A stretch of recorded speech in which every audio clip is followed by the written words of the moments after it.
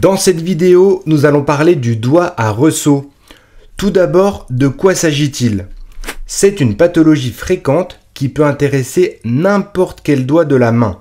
Le syndrome se manifeste par des douleurs dans le doigt, accompagnées par un phénomène de ressaut ou de blocage en flexion ou en extension.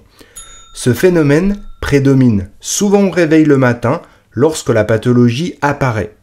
D'un point de vue mécanique, le doigt à ressaut se traduit par un gonflement et une inflammation du tendon du fléchisseur du doigt et un véritable nodule peut se créer à l'intérieur du tendon.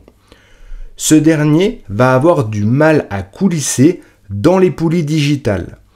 Le patient doit forcer, voire mobiliser son doigt avec l'autre main pour le débloquer. C'est à ce moment que le ressaut est perceptible, d'où le nom de ce syndrome. Comment réaliser le diagnostic? Généralement, le patient consulte son médecin pour un ressaut douloureux au niveau du doigt. La plupart du temps, le diagnostic est réalisé rapidement devant des symptômes très évocateurs et des examens complémentaires ne sont pas nécessaires. Dans les symptômes, il y a la douleur, le ressaut, parfois le nodule est palpable et douloureux au niveau palmaire. Quelles sont les causes? Il est difficile de retrouver une cause précise, on parle plutôt de facteurs de risque, comme la présence de rhumatisme inflammatoire de type polyarthrite rhumatoïde, le diabète ou encore une sursollicitation mécanique de la main. L'origine peut parfois être congénitale. Quels sont les traitements? Dans un premier temps, le médecin indique à son patient du repos, surtout si le doigt à ressaut est apparu dans un contexte d'hypersollicitation de la main.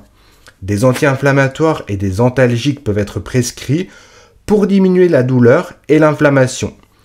De la glace peut être appliquée en regard de l'inflammation tendineuse afin de la diminuer. La kinésithérapie peut être indiquée à la fois à visée antalgique et pour redonner de la mobilité au tendon et lutter contre l'inflammation.